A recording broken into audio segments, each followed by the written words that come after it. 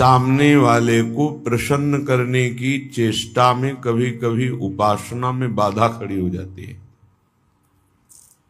ये कैसे संतुष्ट होगा? ये बहुत बड़ी कमी है। इसी को कहा गया है दया बिना साधु कसाई, और दया करी तो आफत आई। सामने वाले को परमार्थ का उपदेश करके दूर हट जाना चाहिए। वो पकड़े परमार्थ को तब तो उसको निकाला जा सकता है, और यदि कहीं कि इसको संतुष्ट करके निकाला जाए तो वो कभी संतुष्ट नहीं हो सकता। ऐसी नीच वृत्ति होती। जितना आप उसको निकालने की चेष्टा करेंगे उतना ही वो आपको दलदल में धंसाता जाएगा। ये प्रकृति का सिद्धांत है, इसलिए उपासक को निरपेक्ष रहना चाहिए, किसी की अपेक्षा नहीं रखनी चाहिए। ये अनुभूत बात कह रहे हैं। जो संतों से अनुभूत है वही हृदय में अनुभव में आता है। उपासक को यदि कभी ऐसा अवसर मिले कि किसी को भगवत मार्ग में बढ़ाना है तो वो ये ध्यान रखे कि हमें अपने को बचा करके इसको निकालना है। कहीं उसके मन की संतुष्टता के द्वारा हम परमार्थ निरूपण करेंगे तो वो कभी नहीं निकल पाएगा, क्योंकि उसका मन ये समझ जाएगा कि हमारे अनुकूलता को लेकर ये विचारवान है, हमारी अनुकूलता के लिए, बस वो आपको रौंद देगा। और परमार्थ का उपदेश दिया और निरपेक्ष हो गए और वो आप पर आसक्त होता चला जा रहा है, वो निकल जाएगा। त्रुटि यही हो जाती है उपासक से कि इसको कैसे संतुष्ट करूं, वहीं उसका पतन हो जाता है। पतन अपने आराध्य देव का चिंतन छोड़कर मांस के लोथड़े शरीरों का चिंतन होने लगता है। ये कैसे राजी रहे, वो कैसे राजी रहे, परिवार कैसे राजी रहे, भगत कैसे राजी रहे। निकले थे हरि को राजी करने के लिए और हो गया प्रपंच को राजी करना। ये बहुत सूक्ष्म बात है।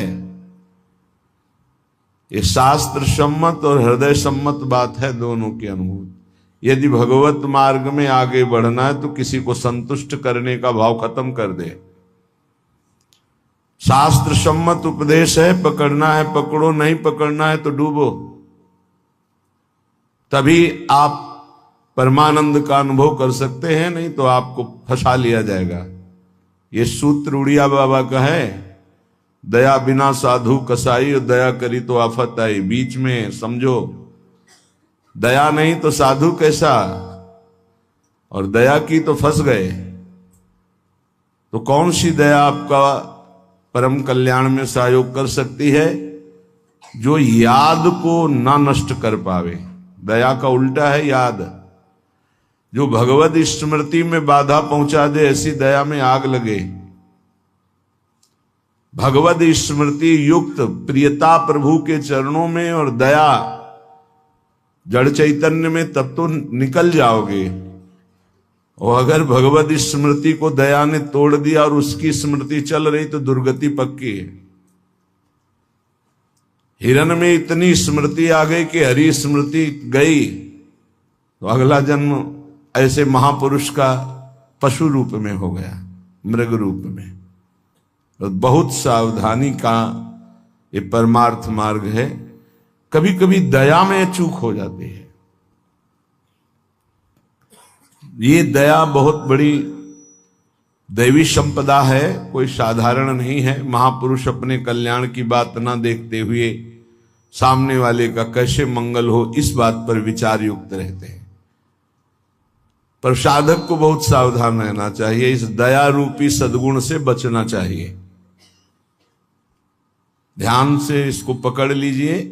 दया रूपी सद्गुण से बचना चाहिए जब तक भगवत प्राप्ति न हो जाए। दूर से दया का भाव, दूर से हृदय में कहीं इसका भाव प्रवेश हो गया कि इस पर दया करनी है, हम बड़े दयालु हैं, तो फंसा फंसाया है। भजन करने से हृदय बड़ा द्रवित हो जाता है। द्रवित हृदय में करुणा और दया की लहरें उठती रहती हैं। उसको लगता है क्या दे दूं, क्या कर दूं, कैसे ये भगवान में लग जाए। अच्छी बात है, पर व्यवहार में ये तुम्हारी बात कोई जान गया कि तुम इतने दयालु हो तो दुरुपयोग कर देगा। तुम्हारी इस दया का दुरुपयोग हो जाएगा। बहुत अच्छे से इसको समझ के बोल रहे हैं। इसलिए चाहे गृहस्थ हो चाहे विरक्त हो, यदि भगवत प्राप्ति करनी है तो दया रूपी सद्गुण को हृदय में दबा दो। बाहर से निरपेक्ष और उदासीन रहो। जब कभी भगवान ऐसी सामर्थ्य दे तो निरपेक्ष होकर के उससे कोई आसक्ति न रखते हुए उपदेश कर दिया और दूरी बनाए। नजदीकी बनाया तो फंसे, ये ऐसे है प्रपंची। नजदीकी बनाया तो फंसे, और फंसे तो तुम्हारी निंदा ये करेंगे, तुम्हारे ही विपरीत चलेंगे। बहुत सावधान। जैसे डूबने वाले को बचाने वाला जाए और चतुर तैराक ना हो, चतुर इसलिए कि अपने को बचा ले, तैराक इसलिए कि उसको भी निकाल ले, तो डूबने वाला पहला काम करता है बचाने वाले को डुबोता है और ऊपर उठ के सांस लेना चाहता है। बस ऐसे ही बहुत समुद्र में, प्रपंच में कामी क्रोधी लोभी ऐसे जो जन डूबे हुए हैं, साधु का कर्तव्य है उनको निकालना, पर परम प्रवीणता पूर्वक अपने को बचाते हुए, नहीं तो पक्का डूब जाएगा। पक्का अनुभव की बात है। संतों की जो बातें होती है वो छाती की बातें होती, पढ़ी लिखी बातों में उतना प्रभाव नहीं पड़ता जितना हृदय की अनुभूत बातों पर पड़ता है। फिर अनुभव होगा कि बड़ा इष्ट कठोर है, वो हमारी रक्षा नहीं की, हमको बचाया नहीं, हम संकट में फंस गए। तो इष्ट शास्त्रों में संतों के रूप में, गुरुदेव के रूप में उपदेश करते हैं। निरपेक्षम मुनिम शांतम निर्वैरम समदर्शनम। कहां यहां ऐसा लिखा है कि तुम ऐसी दया करो कि उसी का चिंतन करने लगो, उसी के गले लग जाओ, उसी को अपना मान लो? कहां लिखा है? निरपेक्षम, किसी की अपेक्षा नहीं। हम उपदेश कर रहे हैं, उसको पकड़ो तो आओ, जैसे हम चाहें वैसे चलो तो आओ, नहीं तो जाओ। भगवान का ही सब बनाया हुआ खेल है, भोगो खेलो, नरक जाओ स्वर्ग जाओ, तुम्हारी रुचि।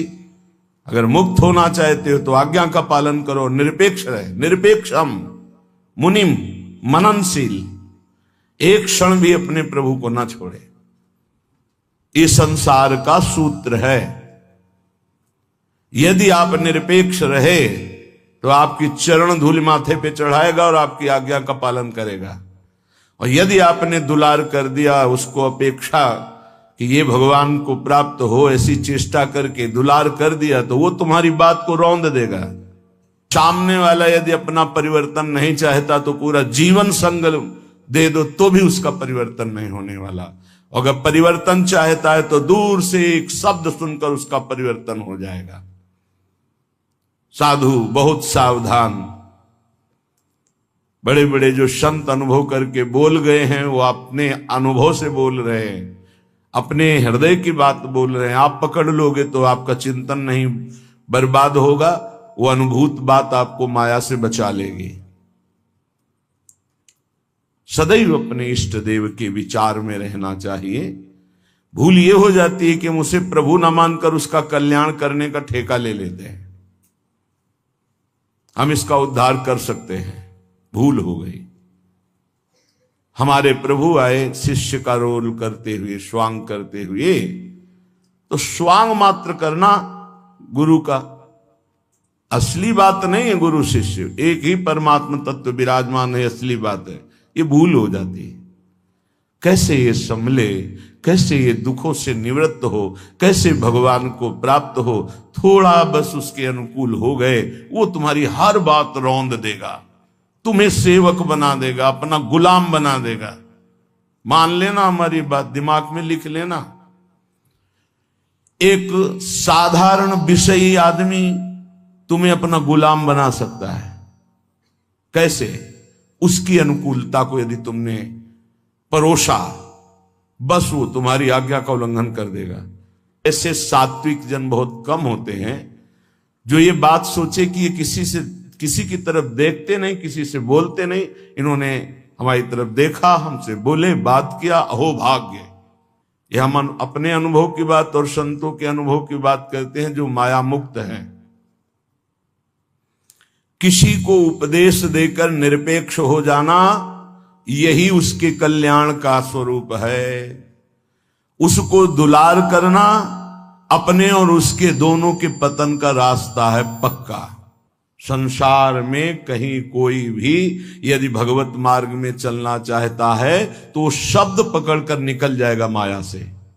और अगर गुरुजनों के, महापुरुषों के वचनों को नहीं माना तो हम लौट जाएं उसके चरणों में, हमारे ऊपर से खेले, तो भी वो कल्याण को प्राप्त नहीं हो सकता, क्योंकि वो वचन का पालन नहीं कर रहा। गुरुजनों का उदास रहना हमारे लिए अत्यंत आवश्यक है, क्योंकि जब वो उदासीन होकर तिरछी चितवन से देखते हैं तो हृदय थर्रा जाता है और धर्म पूर्वक चलता है। और जब गुरुदेव मुस्कुरा देते हैं तो उसका उल्टा फल होता है, हमें गर्व हो जाता है और हम उनकी आज्ञा का उल्लंघन कर देते हैं। ये संसार सद्गुरु स्वरूप है, ये पूरे जीवन शिक्षा देता रहता है। इसलिए हम बैरागी, भगवत मार्ग के अनुरागी या गृहस्थ में जो वैष्णवजन हैं, उनको ये जो दूसरों को उपदेश देना, दूसरों के कल्याण का ठेकेदार बन जाना, ये बहुत ही घातक खेल है। प्रवचन करना, उपदेश करना, दूसरों के मन को संतुष्ट करना, ये बहुत ही घातक खेल है भगवत प्राप्ति में। तब तक मुंह नहीं खोलना चाहिए जब तक स्वयं साक्षात्कार भगवान का न कर ले, नहीं तो मिटिया मेट साधना को करने के लिए ये माया प्रपंच बहुत विचित्र है। उस समय आपको अनुभव होगा कि भगवान बहुत कठोर हैं, हमारी बात नहीं सुनते, हमें बचाया नहीं, इसीलिए पहले भगवान संत और शास्त्रों के रूप में बोल दिए हैं, ऐसा करोगे तो परिणाम ऐसा होगा। सावधान, तब तक कभी किसी को शिष्य ना बनावे जब तक स्वयं भगवत प्राप्त ना हो जाए। तब तक कभी प्रवचन उपदेश ना करे जब तक स्वयं प्रवचन उपदेश का आचरण जीवन में उतर ना जाए। जब सामने वाले में भगवान का दर्शन हो तो फिर स्वांता सुखाय तुलसी रघुनाथ गाथा। अपने अंतःकरण में भगवत प्रेम उल्लसित होते हुए भगवत चर्चा, ये आत्म सुख के लिए है।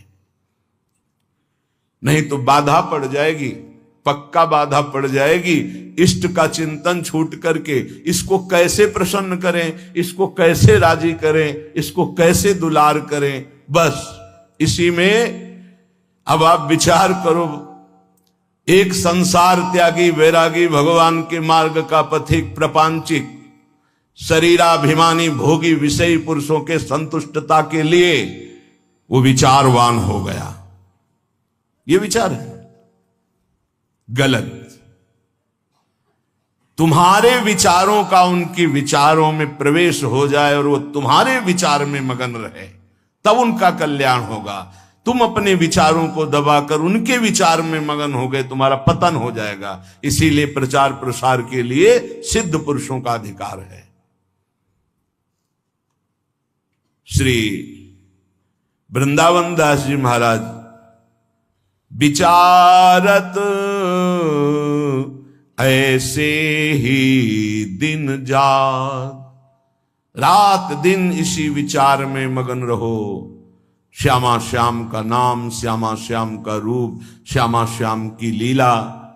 कब मिली हो ब्रज जीवन प्यारे, गोरे सावल गात, विचारत ऐसे ही दिन जात। उपासक का कैसे दिन जाता है, कैसे रात जाती है।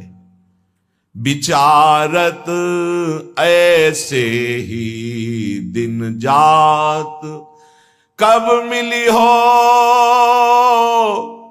ब्रज जीवन प्यारे,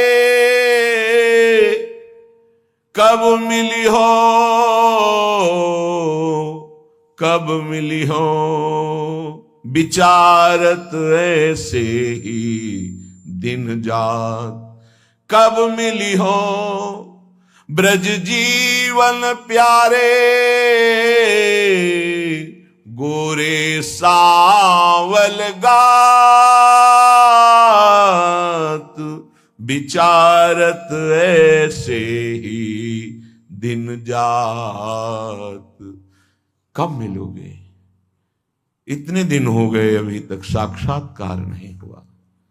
आज का दिन गया, आज की रात गई, फिर दिन आया, प्रभु कब मिलोगे, कब मिलोगे? ये व्याकुलता, यहां दूसरे के चिंतन की कोई गुंजाइश नहीं है। दया से चिंतन में फिसला साधक। ये हिरण का बच्चा मर जाएगा अगर हम इसकी रक्षा नहीं करेंगे। चलो ठीक, बाहर निकाल लिया, अब इसका पालन पोषण करना, चलो ये भी ठीक। 10-5 दिन में छोड़ देते, नहीं, गले लगा लिया, अगला जन्म हिरण का हो गया। बहुत बुरी तरह साधक दया में फंस जाता है। आसपास ऐसा जाल बिछ जाता है कि निकलना मुश्किल हो जाता है। दया से बहुत बचो, ये भागवतिक सद्गुण है, आता है हृदय में, द्रवित होता है हृदय। जहां दूसरों का चिंतन हुआ तहां चिंतन अपना बदल जाता है। फिर क्या होता है? कहिबे में नियरे से लागत, सपन्यों नहीं दर्शात, अब कछु निठुर भय या जुग में, ताते मन पछतात, विचारत ऐसे ही दिन जात। वो बातें तो प्रभु की करता है, लेकिन ऐसा अनुभव में नहीं है। बहुत दूर प्रभु होते हैं। कहिबे में नियरे से लागत, सपन्यों नहीं दर्शात। स्वप्न में भी प्रभु नहीं आते। क्यों? गजब की बात है, साधक जीवन भर चिंतन को संभालता रहता है। दूसरे पर दया करके वो अपने कीमती चिंतन को दे दिया है, वो समझ नहीं पाता क्या हमारे से इनको मिल रहा है। इन्होंने अमोघ चिंतन छोड़ करके मुझे अपना लिया, मेरा चिंतन करते हैं, मेरे दोषों को मेरे सामने रखते हैं, मेरे को अपना मानते हैं, इसलिए प्राण न्यौछावर हो जाने चाहिए। लेकिन नहीं, वो प्राण ले लेगा उसके, अगर ऐसी गलती की कोई उपासक। निज अनुभव कहो खगेसा, वो तुम्हारे प्राण ले लेगा, वो तुम्हारी जीवन भर की चिंतन वृत्ति को रौंद देगा यदि तुमने दया कर दिया। इस बात को समझ लेना। संतों का संग क्यों सुना जाता है? शास्त्रों में वही सब लिखा है। उसको अपने अनुभव से डुबो कर बोलते हैं। कहिबे में नियरे से लागत, सपने हूं नहीं दर्शात। अब करो प्रवचन। हृदय में आश्रय दूसरे का, चिंतन दूसरे का, संबंध दूसरे का, तो स्वप्न में भी आपके आराध्य देव नहीं झलकेंगे। फिर क्या हृदय कहेगा? अब कछु निठुर भय या जुग में, ताते मन पछतात। अब भगवान भी नहीं सुनते, बहुत कठोर हो गए। हमें लगता है इस युग में, पहले बहुत जल्दी कृपा करते थे। हम आपको बताते हैं कलयुग में सबसे जल्दी भगवान प्रसन्न होते हैं। ठाकुर जी को जब यशोदा मैया रस्सी से बांधती हैं तो रास लीला में दर्शन करवाते हैं कि मैया ने कसम धरवानी शुरू की कि बंध जा लाला, हर रस्सी 2 अंगुल छोटी। तो उनको पता है भगत बहुत प्यारे हैं, पहले तो बड़ी कसम खवाई निज भगवान के स्वरूपों की, नहीं बंधे। फिर सतयुग के भक्तों की, फिर त्रेता के, फिर द्वापर की, जो ही कहा कि तुम्हें कलयुग के भक्तों की शपथ से बन गए। क्यों? कलयुग में बहुत कम भक्त होते हैं। विशुद्ध भक्त भगवान की, हाँ, वृष्टि शारदी कहूं कहूं हुई, जैसे शारदी वृष्टि कहीं कहीं होती है, ऐसी भगवान की भक्ति, विशुद्ध भक्ति, विशुद्ध भक्ति में मिलावट, नाटक, दंभ, पाखंड, दिखावा, ये सब नहीं। केवल एक प्रभु से अपनापन, बहुत कम, तत्काल बन गए भगवान। कलयुग के भक्तों की जीव शपथ दी भगवान, ऐसा रासलीला में दर्शन कराते।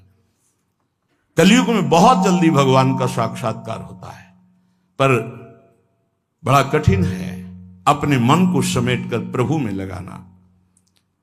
करुणा निधि के ही भांति कहावो, सुनत नहीं सकुचार। एक बात मान लेना, हमारे प्रभु तक आवाज उसी की पहुंचती जिसका केवल प्रभु से संबंध है। अगर दूसरा कोई है तो आवाज नहीं पहुंचेगी, तुम्हारे हृदय में ही बैठेंगे, नहीं सुनेंगे। आवाज पहुंचती है जब केवल प्रभु रहते। जैसे द्रौपदी जी, जब तक कोई और था, अपना बल था, तो आवाज नहीं निकली। क्या द्रौपदी जी के हृदय में भगवान का चिंतन नहीं होता क्या?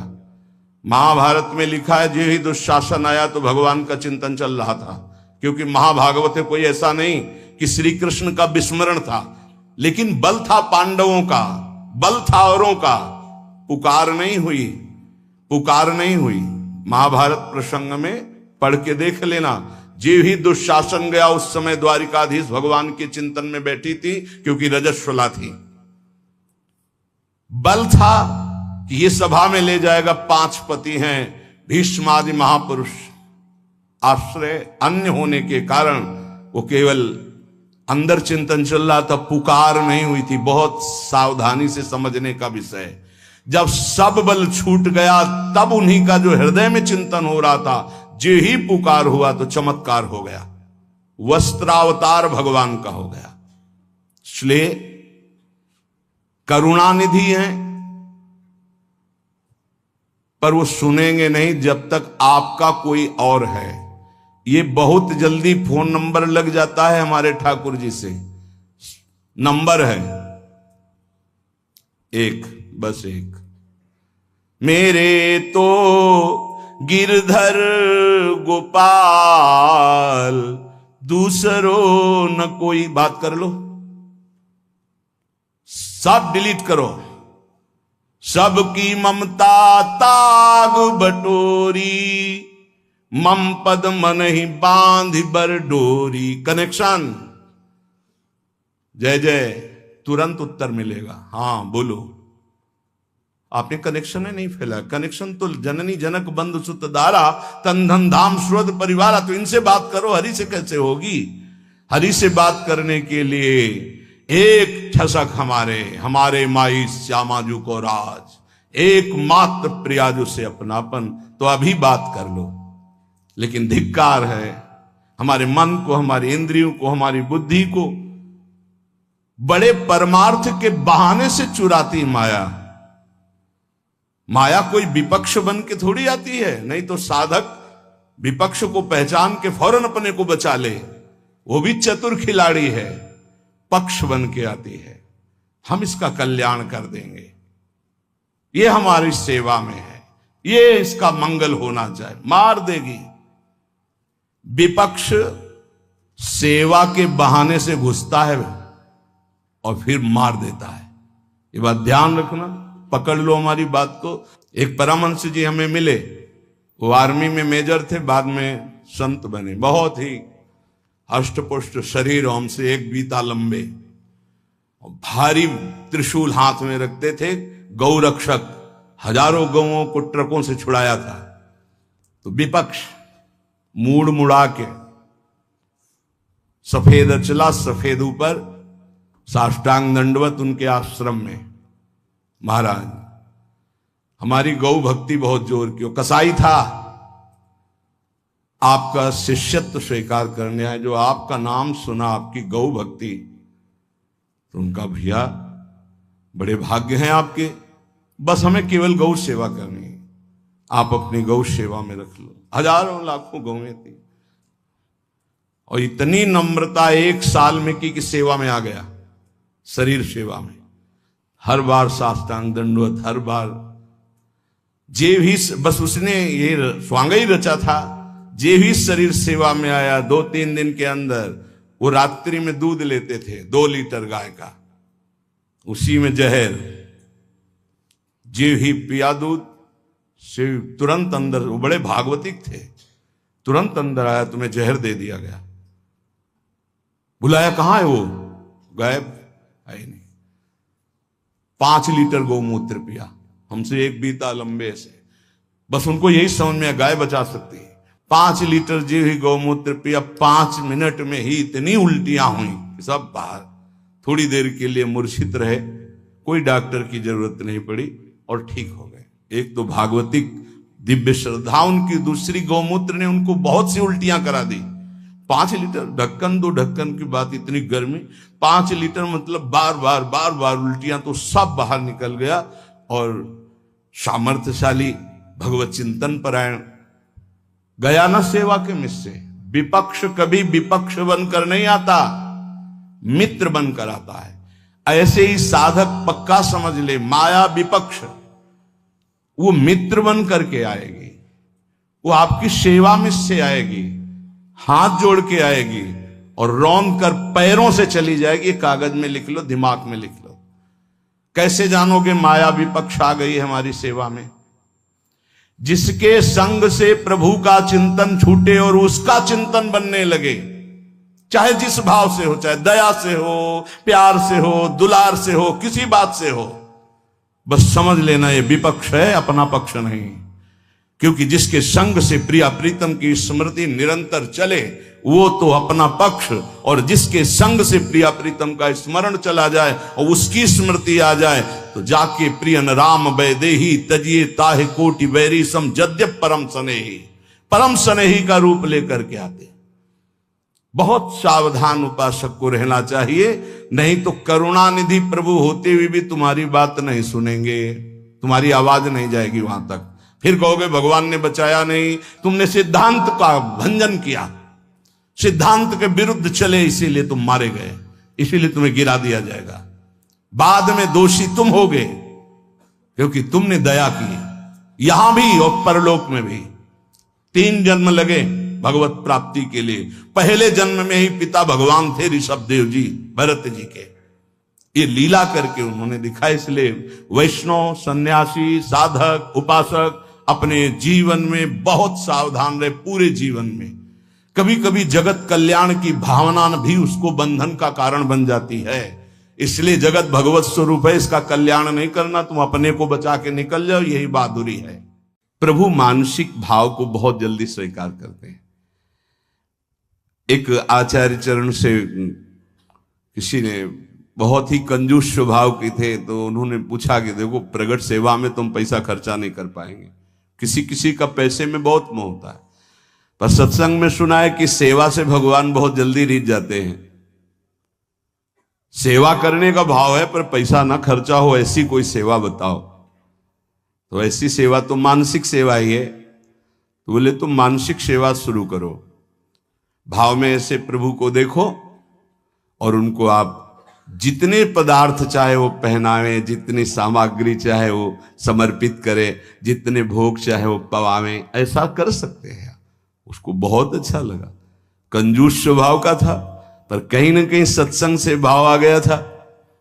वर्ष हो गए, प्रभु को भोग लगाता, प्रभु रोज नियम से, क्योंकि पैसा नहीं खर्चा होना। एक दिन क्या हुआ, दूध में चीनी थोड़ी ज्यादा हो गई तो उसको बड़ा कष्ट हुआ, और भावना में ही दूध में चीनी मिला रहा था, थोड़ी ज्यादा हो गई भावना में ही, कंजूस स्वभाव, तो बड़ा कष्ट हुआ। तो ठाकुर जी प्रकट हुए, एक थप्पड़ मारा और कहा इसमें पैसा लगता है क्या तुम्हारा? मानसिक सेवा का फल ये हुआ कि प्रगट में ठाकुर जी का वो गोपाल जी की सेवा कर, जैसी भावना की जाती वैसे हमारे गोपाल जी यार भाव रखते हैं, फिर दोस्त भाव रखते हैं। उनका सारे इसमें तेरी चीनी में पैसा लगा क्या, क्यों तू जलने लगा कि ज्यादा चीनी हो गई? एक भगवत साक्षात्कार हो गया, प्रभु ने स्पर्श कर लिया मानसिक सेवा से। मानसिक सेवा का बड़ा प्रभाव, प्रगट में भी उसका प्रभाव झलक जाता है। पूज्यपाद श्री रघुनाथ दास गोस्वामी राधा कुंड में, जिनकी समाधि विराजमान है, राधा कुंड में विराजमान थे। स्वास्थ्य गड़बड़ हुआ, तो श्री वल्लभाचार्य जी के निज वैद्य गए। समस्त ब्रजवासी जन थे, बाबा सैया पे पड़े हुए थे, बड़ा कष्ट था शरीर में। बड़े बड़े महापुरुषों को कष्ट शारीरिक देखे गए। वो क्या लीला है ठाकुर जी जाने। वो अपने भक्तों का कष्ट लेते हैं या प्रारब्ध भोग होता है या भगवान का विधान होता है, इसका निर्णय भगवान जाने। निर्णय नहीं किया जा सकता, क्योंकि अगर प्रारब्ध की तरफ देखें तो जब भगवान को समर्पित हो गए तो संचित प्रारब्ध और क्रियमाण इतने बलवान नहीं होते कि भगवान के भक्त को पीड़ा पहुंचा सके। ये भी सिद्धांत समझ में नहीं आता। भगवान अपने भक्त को कष्ट देते हैं, ये भी सिद्धांत समझ में नहीं आता, क्योंकि इतने वात्सल्य समुद्र हैं। वो जन को सुख देते हैं, कष्ट क्यों देंगे? अब वो भक्तों का अपने कष्ट ले लेते हैं, ये थोड़ा समझ में आता है कि जो सिद्ध महापुरुष होते हैं वो अपने निज जनों को स्वस्थ और सुखपूर्वक भजन में लगे रहे, इसलिए वो ऐसा। क्योंकि हमें यह समझ में नहीं आता कि इनका कोई प्रारब्ध होगा, क्योंकि वो प्रारब्ध भस्म करने की सामर्थ्य वाले महापुरुषों के शरीरों को कोई प्रारब्ध दंड दे सके, ऐसा समझ में नहीं आता। भगवान को जो समर्पित हो गया, पीछे एक बार सत्संग में ध्यान कीजिए, सुनाया गया था कि नाम जापक में इतनी अपार सामर्थ्य है, वो प्रारब्ध को भस्म कर देता है। प्रारब्ध स्वतः ही नष्ट हो जाता है। कोई बहुत प्रबल प्रारब्ध हुआ तो वो भी उनकी अनुमति से उनके पास आता है। वो स्वीकार करना चाहे तो आएगा, अन्यथा वो भी भस्म हो जाएगा। बड़े बड़े महापुरुषों के जीवन में कष्ट, थोड़ा भेद खुलता है भाई जी के पावन चरित्र को पढ़ के, कि जब भाई जी को बहुत पीड़ा गुदाद्वार में और बार बार ऑपरेशन, फिर भी ठीक नहीं और भर्ती, तो बाबा को बड़ी पीड़ा हुई कि ऐसा क्या प्रारब्ध भाई जी का। तो श्री कृष्णचंद्र जो प्रकट भय और राधा बाबा से कहा आपका प्रारब्ध है, भाई जी का प्रारब्ध नहीं। बाबा को पता चला है मेरा प्रारब्ध है, तो सीधे भाई जी के पास गए। बोले ये अच्छी बात नहीं है, आपने ऐसा क्यों किया?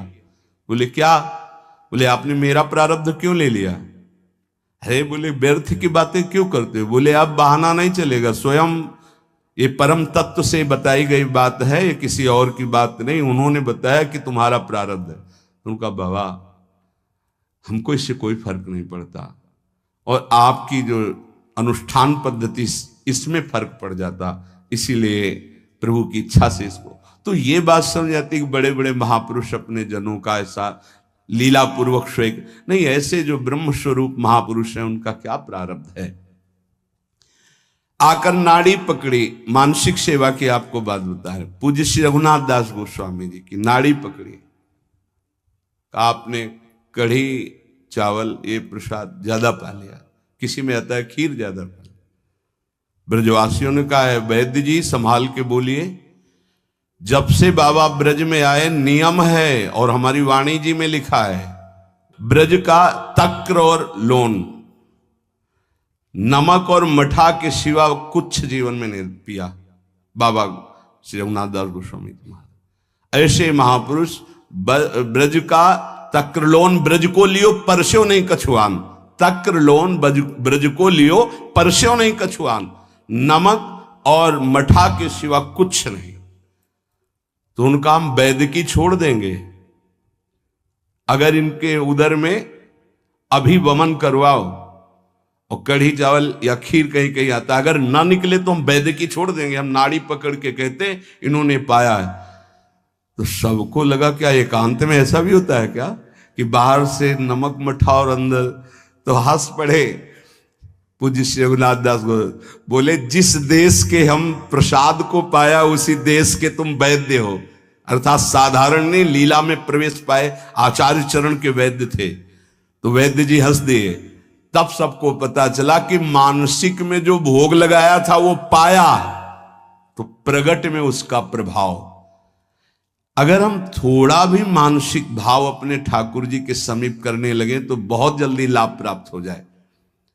5 मिनट का है, जो नित्य सेवा में लगे उनका तो मानसिक भाव बनता ही है, उनको बनाने की जरूरत नहीं, अपने आप बनेगा। प्रगट सेवा का प्रभाव है। तो जैसे आप लोग घर गृहस्थी में हैं तो 5 मिनट 10 मिनट बैठ करके थोड़ा भोग लगाना सीखे, मानसिक भोग लगाना सीखे, मानसिक सेवा करना सीखे।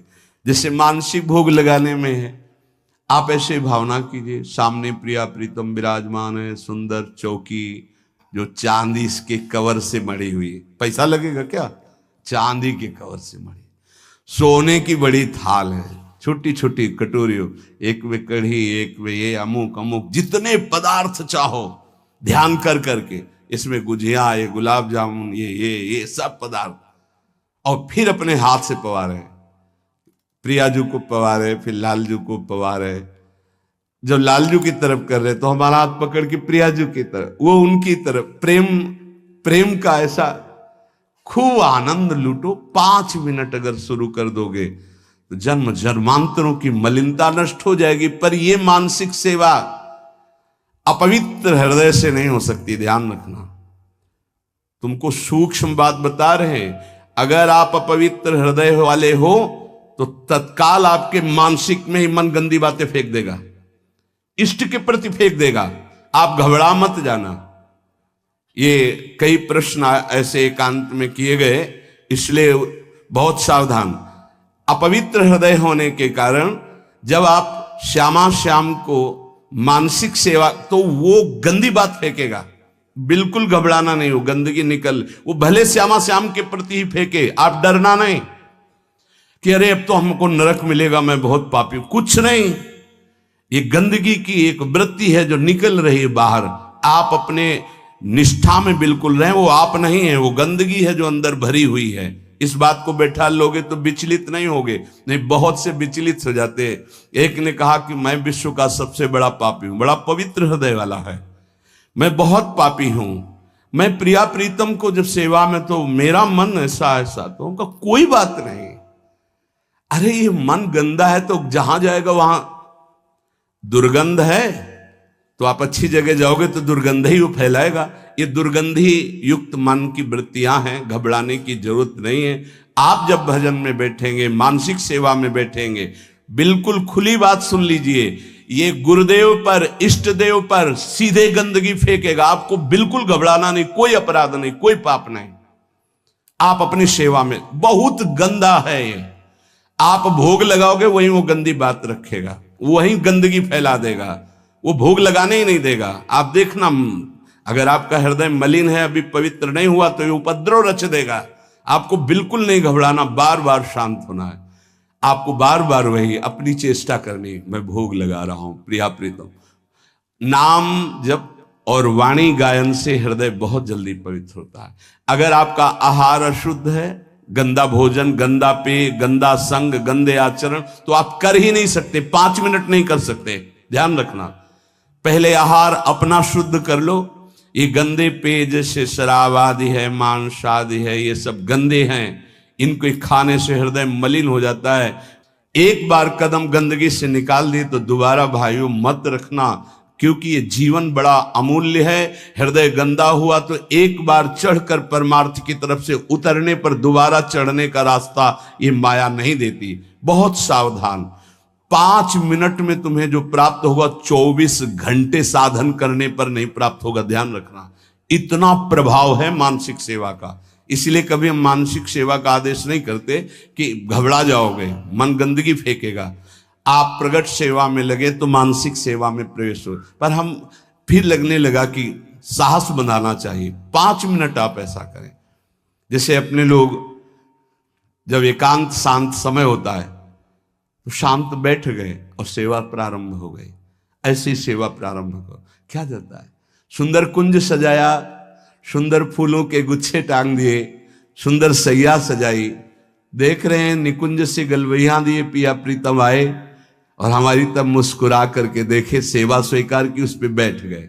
अब जो मन आवे सो करो, मन आवे नाचो, मन आवे गावे, मन आवे भोग लगाओ, मन आवे उनको उनकी लीला सुना रहे, उनका श्रृंगार कर रहे हैं, उनके आगे नृत्य कर रहे हैं, गा रहे। देखना, अगर रोना ना आ जाए तो कहना, आनंद की उमगन आ जाएगी। 1 पैसा नहीं लगता इसमें। और प्रगट सेवा का सही माने में फल आएगा तो मानसिक सेवा सिद्ध हो जाएगी। फिर आपको ऐसा नहीं लगेगा मैं भावना कर रहा हूं, साक्षात दिखाई देंगे प्रिया प्रीतम आ रहे। प्रियाजू की कृपा प्राप्ति उसी को होती है जिसको रसिक संग मिलता है। कहो कृपा उपजे के भांति रसिकन संग फिरो दिन। वृंदावन की स्पष्ट कृपा का फल है किसी भगवत प्रेमी प्रिया प्रीतम के प्रेमी महात्मा का संग मिल जाना। उस संग का फल है नितिक धर्मिन संग तो रंग बढ़त नित नित सरस, नित नित प्रेम अभंग। यह जो कृपा हरिवंश की, निश्चित उसके हृदय में प्रेम जागृत हो जाएगा जो प्रियालाल के प्रेमी का संग करेगा। क्योंकि प्रेमी जनों के संग से प्रिया प्रीतम के चिंतन की बात अधिक आती है। बाहरी देखो, ये जो दान पुण्य लेन देन ये व्यापार दुनिया का है, ये केवल अभिमान छुड़ाने के लिए बात समझो, इससे भगवत प्राप्ति नहीं होती। हमारी बात मान लेना। तुमने जो मैंपन रखा है भोगों में, शरीर में, नाना प्रकार के विषयों में, संपत्ति में, उस मैंपन को छुड़ाने के लिए शास्त्राज्ञा। अगर तुम्हारे अंदर ये भाव आ गया कि सब प्रभु का है, तो हम कह रहे हैं कि कुछ लेने देने की जरूरत नहीं। प्रभु इससे नहीं प्राप्त होते। अगर प्रभु की प्राप्ति की बात आती तो चिंतन से आती है। सबसे कठिन बात है प्रभु का चिंतन कर लेना। अध्यात्म ये नहीं सिखाता कि आप ये करें, अध्यात्म सिखाता है कि आप ऐसे चिंतन करें, आप देह भाव छोड़ें, आप नाना प्रकार के विकारों का त्याग करें, अन्य चिंतनों का त्याग करें। अध्यात्म का स्वरूप यह है जिससे भगवत प्राप्ति होती है। और ये ना सुनना चाहता है कोई, ना चलना चाहता है। आज का समाज ऐसा है कि आप बोलो कितना चाहिए, आप करो भजन और तपस्या, हम भोगें भोग और सुरक्षा आप हमारी भजन से करते रहिए। ये विचारधारा है। कैसे भगवत प्राप्ति होगी, कैसे निर्विकार होंगे, ये तो कोई लाखों में एक दो ऐसे हैं जो इस बात को समझे। लाखों में कोई एक दो ऐसे मिलेंगे कि जिनके हृदय में ये बात हो कि मुझे अब संसार से मुक्त होना है, भगवत प्राप्ति करनी है। इस जगत का शरीर का चिंतन छूट जाए और श्यामा श्याम का केवल चिंतन रह जाए, यही नाम है भक्ति, यही नाम है प्रेम लक्षणा भक्ति का। आपका चिंतन केवल प्रियालाल का ही हो, नाम का, रूप का, लीला का, धाम का। और ये तभी हो सकता है जब ये बातें आपके जीवन में हो। गुरु का अंग, जो साधु का संग, नाम का रंग, विवेक का अभंग, तो प्रभु में दृढ़ विश्वास और निरंतर चिंतन अपने आप होने लगेगा। गुरु का अंग तन ही राख सत्संग में। हर समय तुम्हें गुरु के सानिध्य में रहना होगा। चाहे आप 1000 किलोमीटर यहां से दूर हो, आपकी दिनचर्या और आपके दिमाग में बसा रहना चाहिए कि मेरे गुरुदेव की क्या आज्ञा है, उसके विपरीत कोई आचरण नहीं, तो गुरु का अंग आप स्वीकार किए हैं। अंग का तात्पर्य है उनके बिल्कुल सानिध्य में रहना। हर समय गुरु के सानिध्य में रहा जाता है। हर समय गुरु दिमाग में बैठे रहते हैं, यहां बैठे रहते हैं। थोड़ी सी भी कोई चूक होनी होती है तो उनकी भ्रकुटी दिखाई देती है टेढ़ी। गुरुदेव ने मना किया, ये कार्य नहीं करना। कहीं भी रहो, हजारों किलोमीटर दूर रहो, आप गुरु के पास ही मान। और नजदीक रह रहे हो, गुरु की आज्ञा का पालन नहीं करे हो, नजदीक नहीं माना। गुरु का अंग और साधु का संग, सत्संग। हमारी वृत्ति भी सत हो, हमारे आचरण भी सत हो, हमारा चिंतन सत हो, तो सत्संग हो रहा है। यहां बैठे इसके बाद गंदे विचार, गंदे आचरण, तो आप सत्संग नहीं करें। खलऊ करें भरी पाई सुसंगु और मिटे न मलिन स्वभाव भंगु, वो सत्संगी नहीं कहा जाएगा। नहीं, लोग कहते हैं हम 20 वर्ष से सत्संग कर रहे हैं, ना स्वभाव बदला न जीवन बदला। उसका कारण है कि आप सत्संग नहीं करते। सत्चर्चा में बैठ गए पर सत्संग नहीं करते। सत्संग स्वयं से होता है। हमारी एक एक वृत्ति सत, हमारे आचरण सत, हमारा विचार सत, तो सत्संग। गुरु का अंग और सत्संग और नाम का रंग, निरंतर नाम चलना चाहिए। ये अभ्यास करो। बहुत छाती जलनी चाहिए जब नाम छूटे। नाम छूटा कोई जलन नहीं, भोग छूटे, संसार का राग छूटे, ये जलन का विषय हो जाता है। ए सावधान, नाम का रंग, एक क्षण के लिए भी नाम न छूटे। और विवेक अभंग, हर समय ये विवेक जागृत रहना चाहिए कि ये तुम्हारा शरीर नहीं है, ये छूटेगा, ये मकान छूटेगा, दुकान छूटेगी, बैंक बैलेंस छूटेगा, व्यवहार छूटेगा, पद छूटेगा, तुम्हारे साथ इनमें से एक भी नहीं जाएगा। विवेक जागृत रहना चाहिए, भगवान नाम जाएगा, सत्य विचार, सत्य विवेक, सत्य संग, ये आपको भगवत प्राप्ति कराएगा। अनेक जन्मों के जब पुण्य एकत्रित होते हैं तब साधारण भक्ति शुरू होती है। घर गृहस्थी में जैसे साधारण कुछ चालीसा पढ़ ली, कुछ पूजा, ये अनेक जन्मों के जब पुण्य एकत्रित होते हैं, कई जन्मों की जब ऐसी भक्ति होती है तब श्री कृष्ण की तरफ आकर्षण होता है। जन्म जन्मांतर सहस्त्राणाम कृष्णे भक्ति प्रजायते। साधारण भक्ति कई जन्मों से होती चली आई, तब जाके कृष्ण भक्ति मिलती है। और कृष्ण भक्ति से जब श्री कृष्ण प्रसन्न होते तब राधा नाम और राधा चरणारविंद की भक्ति मिलती है। ये परम विश्राम स्थल है। पर इस भक्ति में विषयाशक्ति बहुत बाधक है, क्योंकि ये सीधे प्रेम भक्ति है वृंदावन की। बिना विषयाशक्ति नष्ट हुए भगवत प्रीति का प्रादुर्भाव नहीं होता। जब तक प्रीति नहीं तो प्रिया प्रीतम बहुत पराये लगते हैं। देखो श्यामा श्याम लगता है तुम्हारे, अभी किसी रिश्तेदार का नाम, पुत्र का नाम, परिवार, तुरंत हृदय के हाँ मेरे। अगर राधा नाम, प्रिया प्रीतम का नाम सुनते ही जैसे किसी रिश्ते नाते, पुत्र पति आदि की कोई बात करे तो एकदम लगता मेरे। ऐसे जब इतना ही लगने लगे मेरे, तो समझो कि अब कुछ रंग आ रहा है। लेकिन प्रभु की बात तो पराई जैसी लगती, संसार की बात अपनी लगती है। इसीलिए एक और संपूर्ण संसार के संबंध भोग और एक और प्रिया प्रीतम है। चयन करो तुम किससे प्यार करते हो, संसार के संबंधों से या प्रिया प्रीतम से।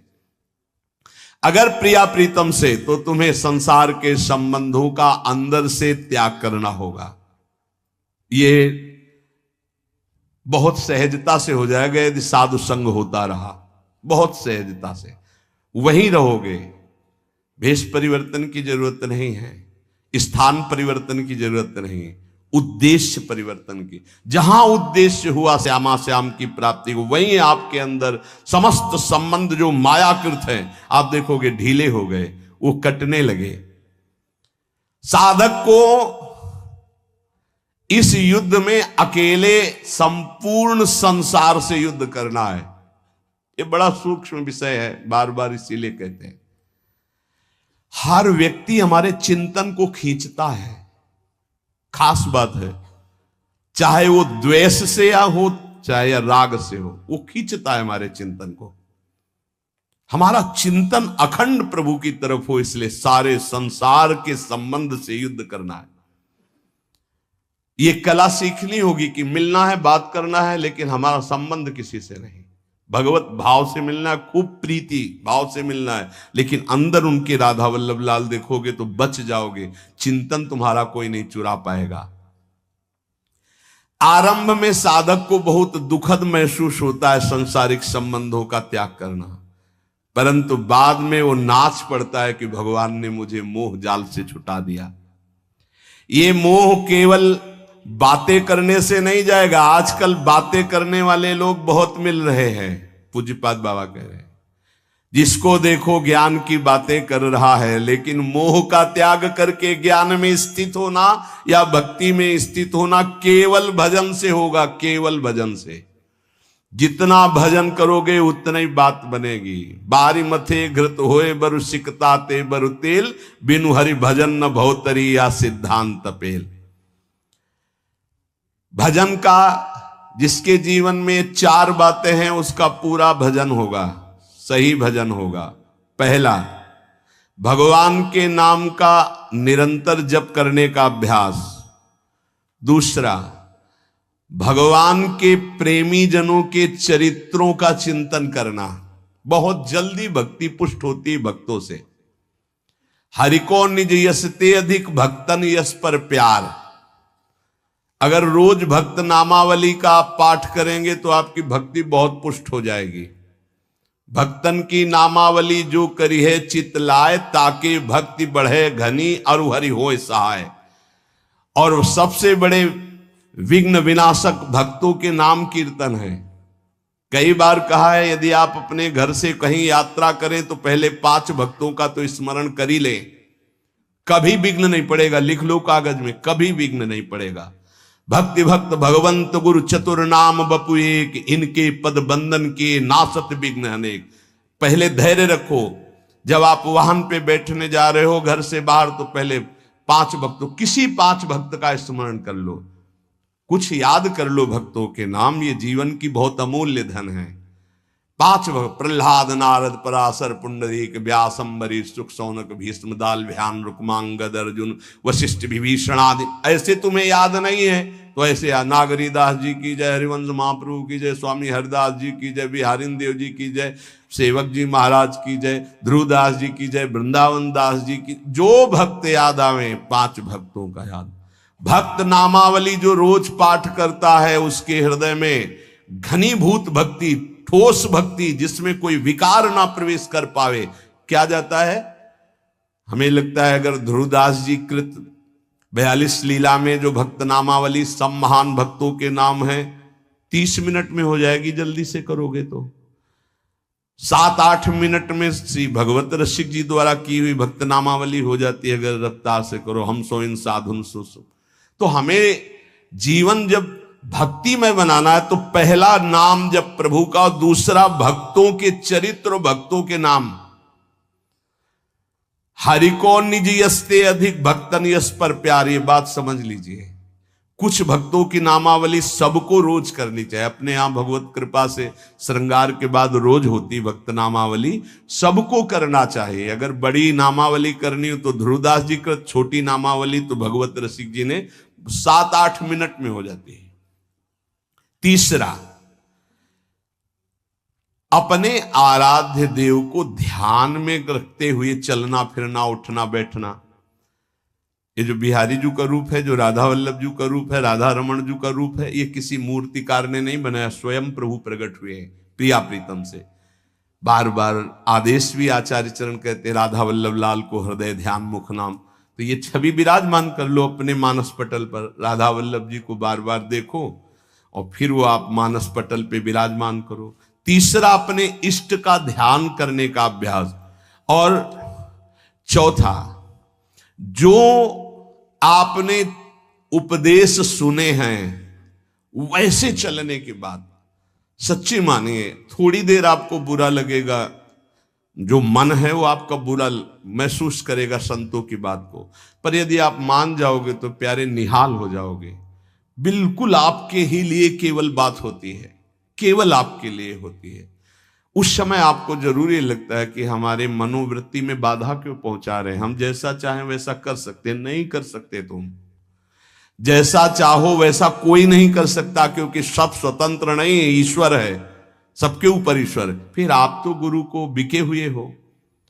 अगर आप भगवत चरणारविंद के शरणागत तो आप बिके हुए हो, आपका अधिकार का है। आपको कहा जाए खड़े रहो, यही तो वही खड़े रहो, तब आपकी शोभा है। अरे क्यों खड़े रहे, हम चले गए, ये आपकी शोभा, ये समर्पण की शोभा नहीं। समर्पण की शोभा तो वही है कि जो आदेश किया जाए उससे। चौथी बात है, जो शास्त्र आज्ञा, गुरु आज्ञा, संत आज्ञा हुई उसके अनुसार जीवन चलावे। प्रभु से मन जोड़ना है और संसार शरीर से मन को हटाना है।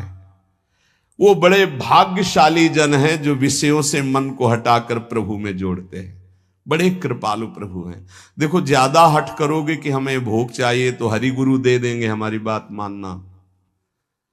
वो ये कहते जाएंगे कि ये जहर है, इसे मत खाओ, पर ज्यादा आप कहोगे तो हरि प्रसाद कुछ दुर्लभ नहीं, वो इसलिए दे देंगे कि एक बार देखो तुम संसार के अभी थपेड़े खाओ, फिर तुम्हें पता चलेगा। जब तुम कहोगे नहीं चाहिए तो 1 सेकंड में ऊंचाई पर वो बैठाल देंगे। अगर पहले ही उनकी सलाह मान लो तो तुमको थपेड़े नहीं खाना पड़ेगा, जलना नहीं पड़ेगा, निकल जाओगे। मनुष्य जन्म का महान कर्तव्य निरंतर भगवत चिंतन करते हुए भगवत प्राप्ति कर लेना है। जो भजन मार्ग में चल रहे हैं उनको ये बात ध्यान रखनी चाहिए कि जैसे संपूर्ण नदियां समुद्र में स्वयं आकर मिलती हैं, ऐसे रिद्धियां सिद्धियां मोक्ष जो चाहोगे वो सब अनायास मिल जाएगा आपको। ऐसा न समझो कि भजन करने वालों को केवल दुख ही मिलता है। जैसी द्वारिकापुरी वैसी सुदामापुरी। भजन करने में थोड़े दिन पाप नष्ट करने के लिए जलना पड़ता है, फिर तो महान आनंद है। जैसे संपूर्ण नदियां बिना इच्छा के समुद्र के पास जा रहे हैं, ऐसे बिना इच्छा के संपूर्ण वैभव रिद्धियां सिद्धियां सब आ जाएंगी। आप भजन को न छोड़ें। जैसे गंगा जी में मिलकर के सब कुछ गंगाजल हो जाता है, ऐसे ही आपका सब कुछ मन बुद्धि देह चित्त सब भगवत स्वरूप हो जाएगा। जिस समय भगवत चिंतन करते करते तदाकार वृत्ति हुई, शरीर भी परिवर्तित हो जाता है। देखो, दूसरा शरीरधारी कीड़ा दूसरी जाति का दूसरे शरीर का लाके भृंगी अपने घरौंदे में पैक करता है और उसको ऐसे डंक मारता है और वो उसका भयवश चिंतन करते करते उसी शरीर से भृंगी कीड़ा बन जाता है। तो तुम प्रेम से चिंतन करते करते अगर भगवदाकार हो गए तो तुम्हारा देह भी ब्रह्म स्वरूप हो जाता है। जो भगवत प्रेमी महात्मा है उनका शरीर चिदानंद में होता है, पांच भौतिक भाव खत्म हो जाता है, उनका शरीर भी ब्रह्म स्वरूप हो जाता है। ये बात श्रद्धाहीन तर्कवादियों को समझ में नहीं आएगी, ये श्रद्धावान को समझ में आएगी कि शरीर भी ब्रह्म रूप हो जाता है। अतः निरंतर नाम जप के अभ्यास बल से राग द्वेष रहित होकर के विधि निषेध रूपी भवसागर से पार हो जाओ। लोग पूछते हैं कि हमें भगवान कैसे मिलेंगे, हम पूछते हैं कि ईमानदारी से भगवान को चाहते हो तुम कि मिलना। एक दिन एकांतिक में ऐसे कहा था कि अगर सच्चाई से वृंदावन में बैठे हो, कहा जाए कि अभी तुमको वैकुंठ ले चलते हैं, तुम्हारा शरीर छोड़ना होगा, मरना होगा तुमको, अभी चलो, कहे तैयार होंगे। बहुत भगत होंगे, श्रद्धावान होंगे तो कहेंगे एक हफ्ते एक महीने का समय दे दीजिए, घर में पूरी लिखा पढ़ी करके सब आ जाएंगे, फिर आप ले चलो। प्रेमी तो मरकर भगवत मार्ग में चलता है, उसका किसी से कोई आंतरिक राग नहीं होता। बाबा कह रहे कौन चाहता है भगवान से मिलने की, जिसके अंदर चाहत पैदा हो गई उसको ये पांच चीजें अच्छी नहीं लगती, विषय भोग, निद्रा, हंसी, जगत प्रीति, बहुबात। अगर ये अच्छा लग रहा है तो नाटक कर रहे हो, मिलने की चाह पैदा नहीं हुई है। ये चार बातें बड़े पुण्य से किसी महान हृदय में जागृत होती है। भगवत भक्तों का भगवान से भी बढ़कर आदर करना और सब साधनों से श्रेष्ठ भगवान नाम में दृढ़ विश्वास प्रीति हो जाना। दूसरा, सबसे पहला है भगवत भक्तों में मोते अधिक संत कर लेखा। भगवान के सातों सब मुहिमे जग देखा, मोते अधिक संत जाने संत अनंत समाना।